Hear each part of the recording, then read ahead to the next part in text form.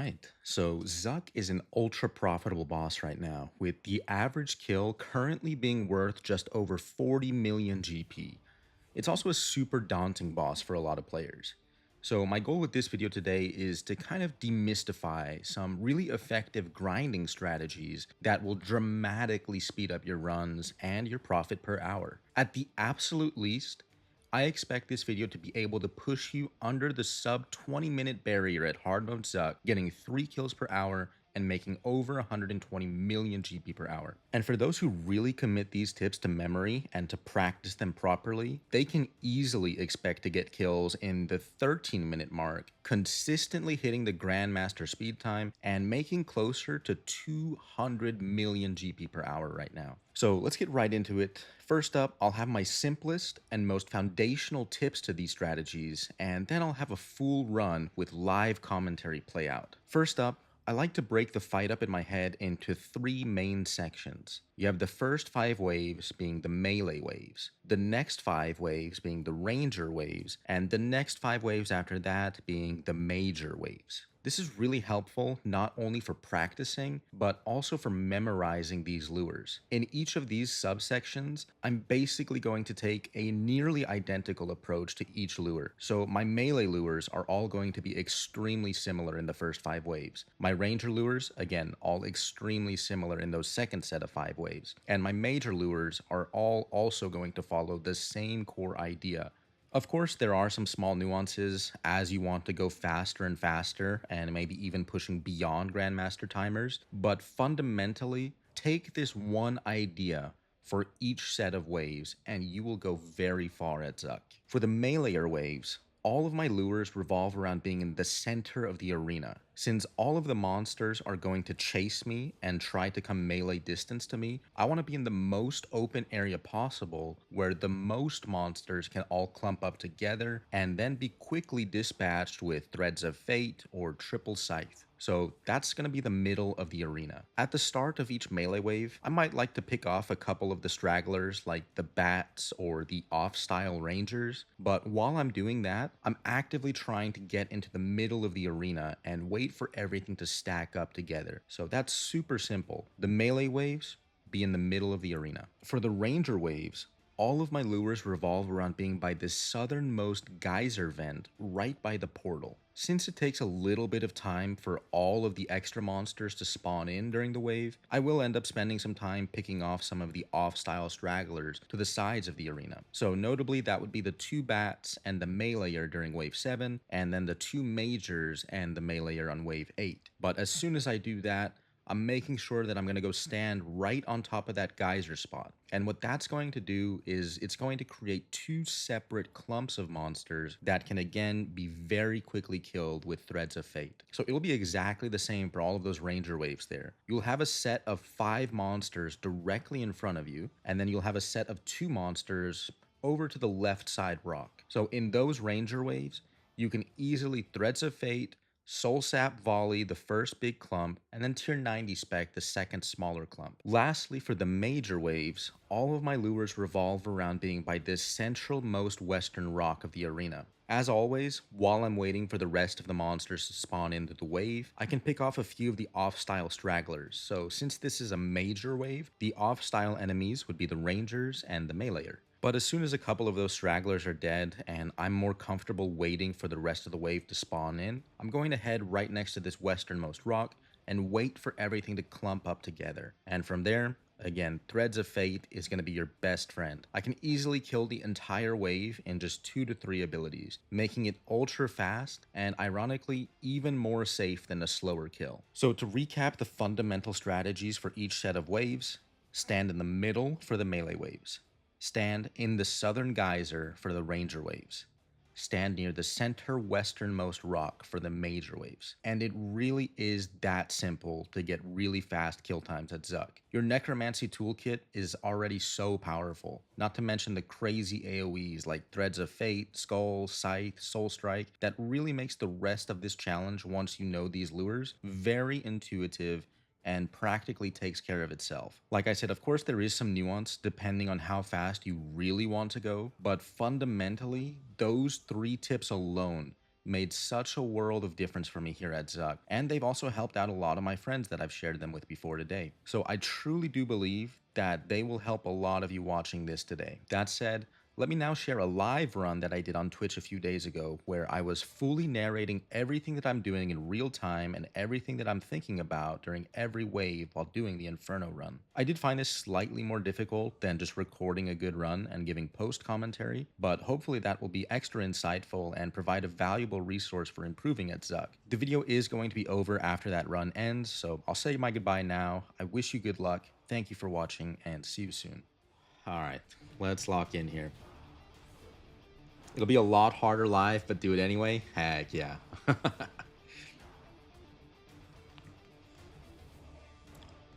Okay.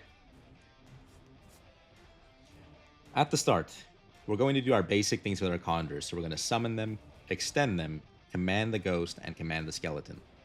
Make sure I have all my buffs, so I got my darkness, my overload, my A-pot, and my book is on. Invoke death, summon the conjures, start the fight. Extend the conjures, command the ghost, command the skeleton. Kill this first eastern blob with only 2 basics, so touch, sap, go into living death and A-pot, touch, come into the middle of the room, death skulls, go into threads right away, auto attack, target the southern bat, and finger. That finishes off the wave. Anytime in between waves, use invoke death and skeleton. Target his first ranger, he's going to die to the invoke and a couple of basics. Surge over to this next ranger so that your conjures come over quickly. And kill him with a finger and a couple of auto attacks. Kill whatever blobs you can. Come under the big meleeer. And get off a big triple scythe to kill everybody here. Extend conjures at the end of the wave. Apply invoke death again. Kill the first south big meleeer with a big volley. Switch over, target the bat, and surge over towards this southwestern rock. I like to stand right here in front of this little lava texture on the floor. Invoke death, threads, soul sap a big meleeer, volley, surge over, tier 90 weapon spec, clears out the whole wave.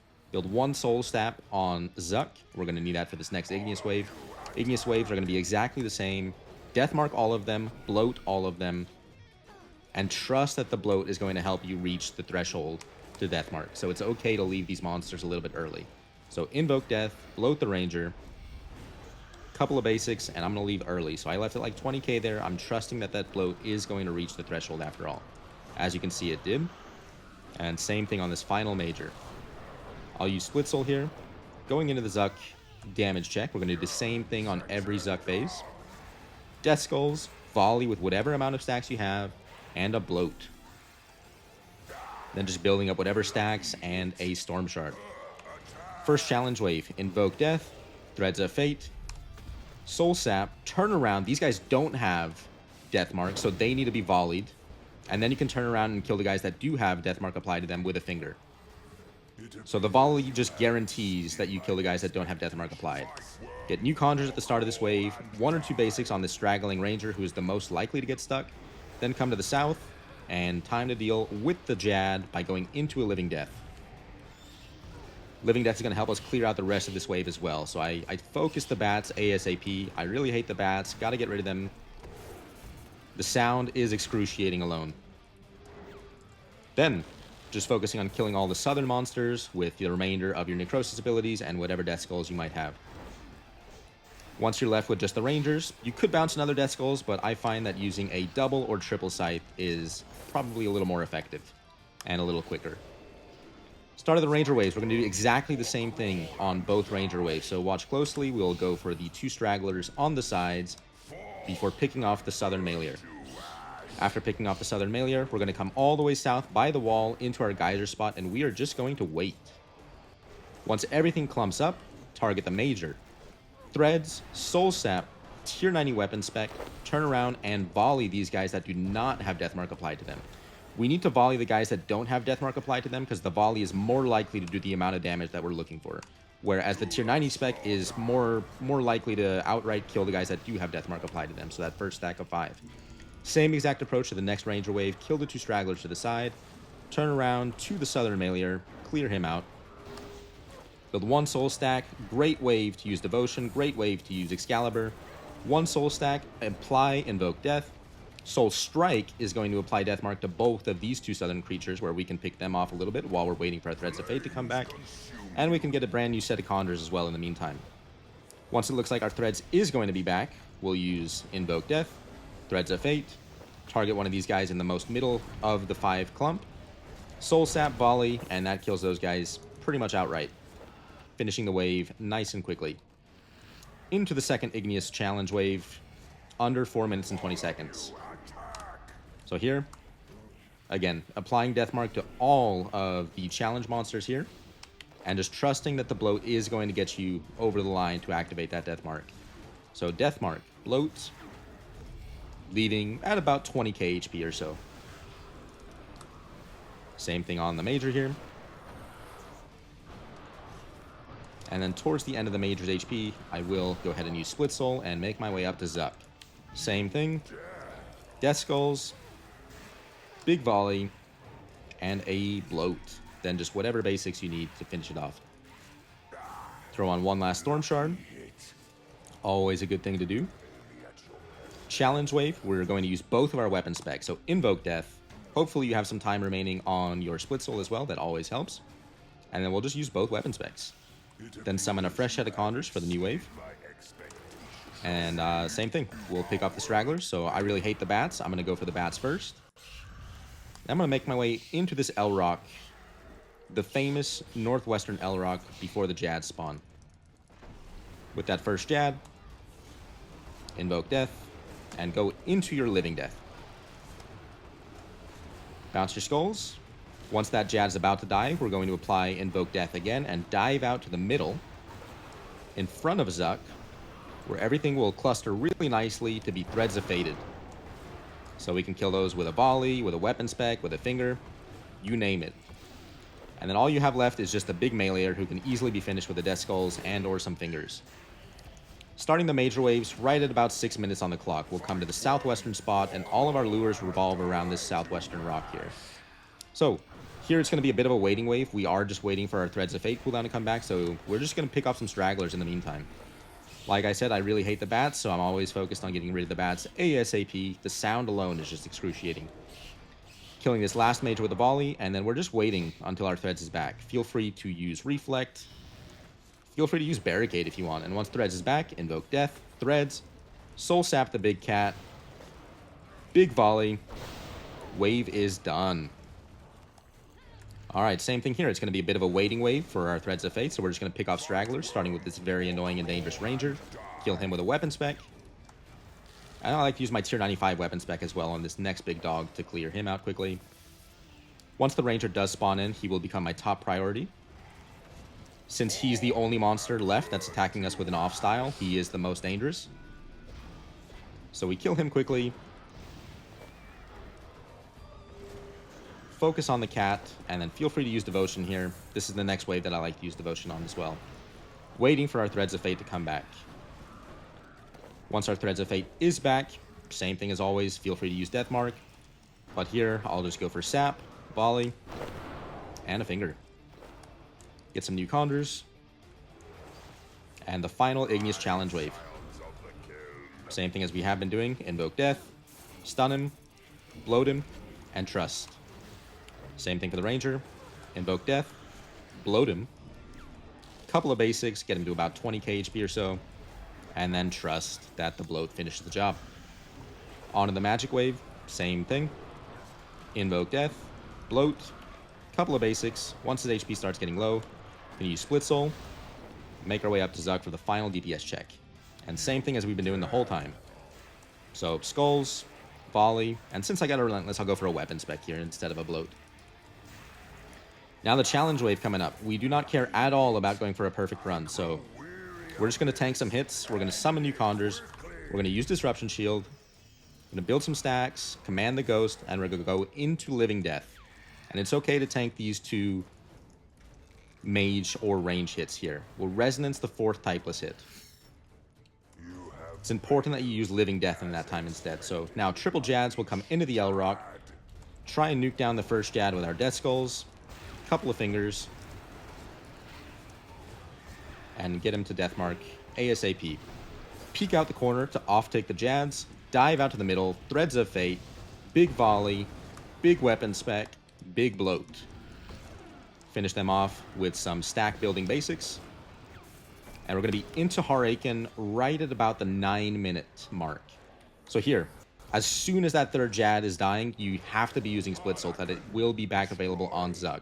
That is crucial. So even though we don't get the full benefit of Split Soul on Haraken, we get enough benefit where we can easily get a 1-cycle, and we get the major benefit of having Split Soul back available for the actual Zuk fight. So on Zuk, I'm just trying to do a few things. I'm trying to use my Death Skulls, I'm trying to use a big volley, and I'm trying to use both weapon specs. I will also use both of my Condors, my Skeleton, and I will even explode my Zombie. So I see that the HP is getting pretty close to the death mark threshold. Now my focus is really just going to be building back Adrenaline and building up some stacks, and getting a fresh set of Condors as well. So here, just again, building stacks on Zuk, getting one final Storm Shard. Once the tentacles go down into the lava, I'll apply Bloat.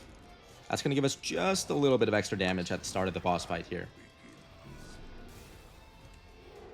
Building back up, Living Death right away, and we're just going to tank through the bleed all together. So Living Death, do as you normally would. After the first skulls, go into Split Soul, 2 fingers, bunch of basic attacks here to build up more necrosis until you get your second skulls off. I'm never going to refresh Bloat unless I get a Relentless. I'm just going to spam fingers, and then towards the end of my Split Soul, get off that 5-stack volley as well. One more finger, and we'll get our third Death Skulls momentarily. Disrupt the big hit. Skeleton. Sometimes you can divert here, and the last thing you can do before going into Pizza Phase is get off both of your weapon specs, your tier 95 and your tier 90. And if you can get anywhere under 500k damage, you did a really good first cycle. So that's really my main goal with all of my first cycles on Zuk. Anything below 500k makes it super, super simple to get a nice, clean 1-cycle Pizza Phase. So Pizza Phase, if you're going for GM, you know what to do by now. Stun the first guy, kill him with basics. No need to refresh our Condors quite yet. I usually like to do it right after killing the Ranger. So kill the Ranger, or at least get him low. And then I'll get my Condors up and running at this point. Extend those Condors so they last all the way through the Conduit phase. A little bit of a slow Ranger there. It's all good though. Moving on to killing the Major. And then once the Major is down, we'll Vuln Zuk, we'll reapply a Bloat, and then just build back up to 100 Adrenaline. Can even recommand Skeleton early. And here we're going to use Divert for our Living Death this time around. So Living Death, Divert, and Split Soul. And same thing as the first time. Just spamming those Necrosis abilities, tanking through this bleed. The bleed really doesn't hurt that much. You have Excalibur, you have a lot of things at your disposal. Using Limitless for that Shatter, if necessary. Getting off that volley. And I will use Bloat this time around. And hopefully finishing off the phase before we get the big little ball that he throws, which it looks like we do. Very nice. And then on the Conduit. Conduit, mostly self-explanatory. Try to deathmark every single phase of the Conduit. Sometimes you can get a double deathmark, which does speed up your run. You won't get it every time. Doesn't really matter one way or another. Just be aware. So the first one, I usually like to use Resonance to block that hit. This one, it does look like we'll get a double deathmark here. So Volley triggers the double deathmark. Double deathmark, I'm going to use Reflect and a Vitality Potion. And I'll just finish off this one. Deathmark is not going to trigger on that one, which is okay. We'll use Disruption Shield to block it, and then we'll just finish it off with a nice big volley and our weapon specs. And there you have it. That is a 13-minute, just about almost a 13 flat, 13 minutes and 1 tick live commentary on the hard mode Zuk. Got the Grandmaster time with plenty of margin to spare. Not wasting too many vulns, not using any Ripper Scrolls, nothing too fancy. Nice, simple Grandmaster Zuk tutorial.